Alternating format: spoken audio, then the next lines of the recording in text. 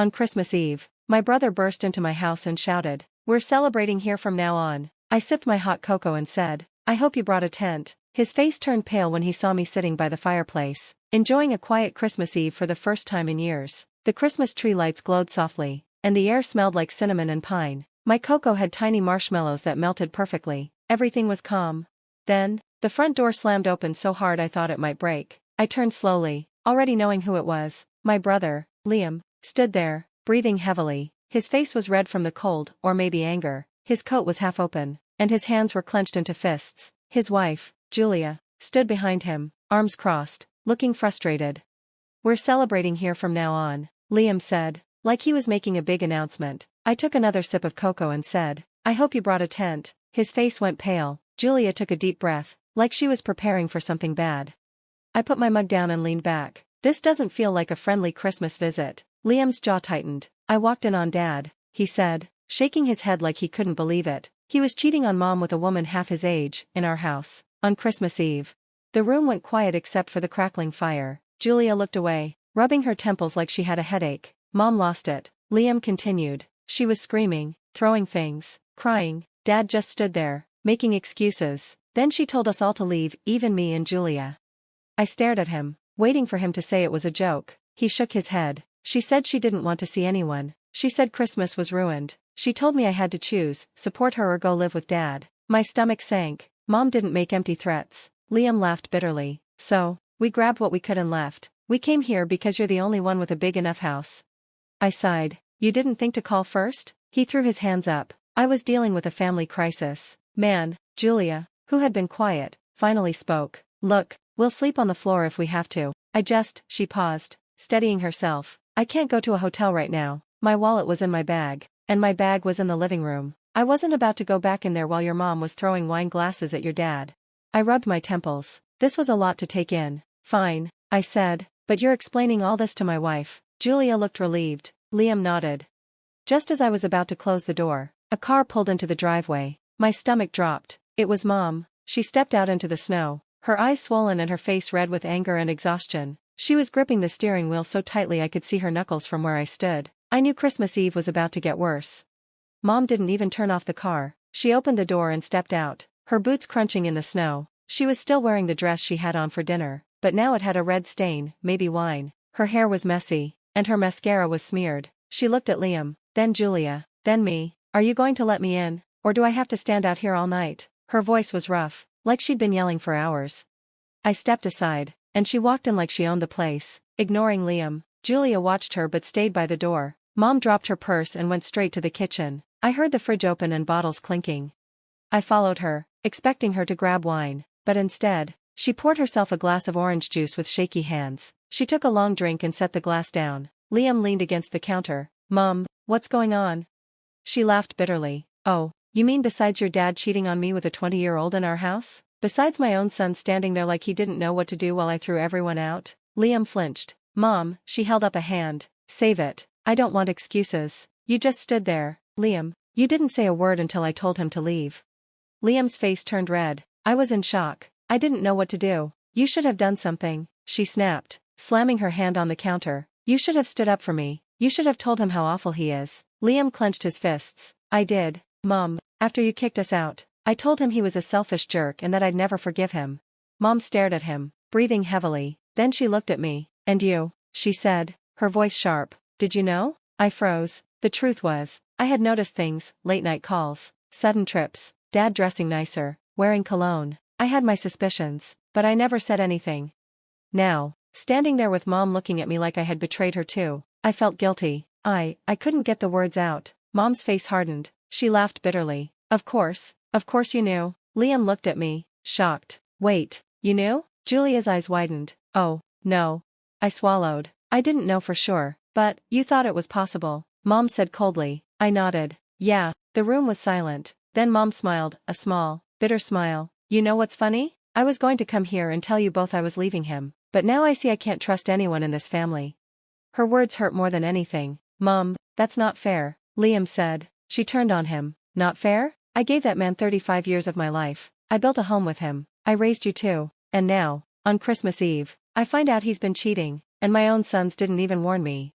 She looked broken. She grabbed her purse and headed for the door. Julia asked softly, "Where are you going?" Mom opened the door. "Anywhere but here." Then she walked out into the cold night, leaving us all standing there in silence.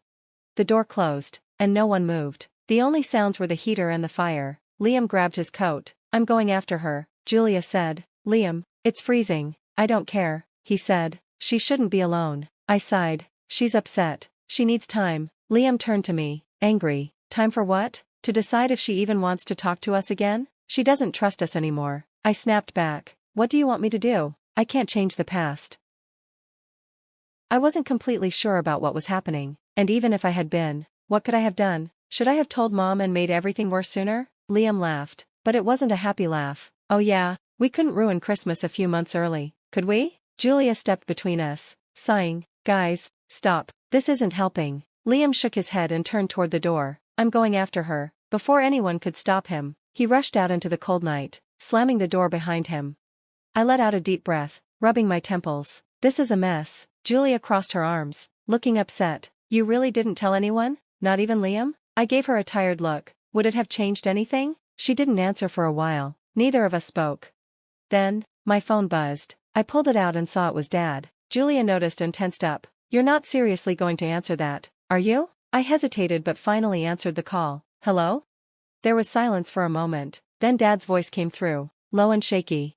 "She's gone." I froze. "What?" Dad took a deep breath. "Your mom, she left, she packed a bag, took the car, and just drove off." My stomach dropped. Julia's eyes widened. "What's wrong?" I held up a hand to quiet her, focusing on Dad. "What do you mean? She left?" "She didn't say where she was going," Dad said, his voice unsteady. "She just said she was done. She never wants to see me again." I swallowed hard. Dad laughed bitterly. "I deserve that, don't I?" I didn't answer. "Listen," Dad continued. "I know I messed up. I know I don't deserve anything from her, but she's out there, and I don't know where she went. It's Christmas Eve. I need to know she's safe." I rubbed my temple. "She was just here." There was silence. Then Dad asked urgently, "Is she still there?" I glanced at the door. "No. She left a few minutes ago." Liam went after her. Dad swore under his breath. "Damn it, we need to find her."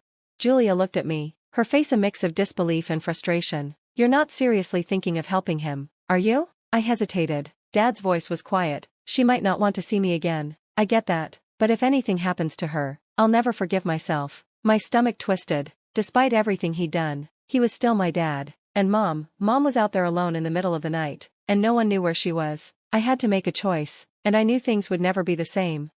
Christmas, betrayal. As soon as I ended the call, I knew I was making a mistake, but it was too late to back out now. Julia stared at me like I was crazy. "You're really going to help him?" I sighed, rubbing my temples. "Julia, Mom is out there alone in the freezing cold. I don't care about Dad right now. I just need to find her." She crossed her arms. "And if he shows up? If he tries to talk his way back in?" I didn't have an answer for that. Julia exhaled sharply. "Fine, but I'm coming with you." We grabbed our coats, and I took my keys. When we stepped outside, Liam was gone. His footprints led down the snowy sidewalk and disappeared into the dark. I tried calling him. No answer. I tried calling Mom. Straight to voicemail. I muttered a curse under my breath. Where did they go? Julia shivered beside me. "Where would your mom go when she's upset?" I thought for a moment, then it hit me. The lake house. We drove in silence. The roads were empty except for a few cars. The lake house wasn't far, about 20 minutes away, but in this weather, it felt like forever. I gripped the wheel tightly, my mind racing. What if Mom was there? What if she wasn't? What if Liam found her first? What if Dad did? Julia broke the silence. "What are you going to say to her?" I shook my head. "I don't know. I just want her to know she's not alone." Julia nodded. "Good." We turned onto the road leading to the lake house. The snow-covered trees looked eerie in the headlights. As we got closer, I saw 2 cars parked outside, Liam's and Mom's. Julia and I exchanged a look before stepping out into the cold. The wind bit at my face as I walked toward the cabin. The lights were on inside. Someone was there. I knocked once. No answer. I knocked again, harder this time. The door opened, and Liam stood there. His face was red from the cold, or maybe from arguing. His eyes were wild, and his jaw was tight. "She's inside," he muttered. I walked past him and saw her.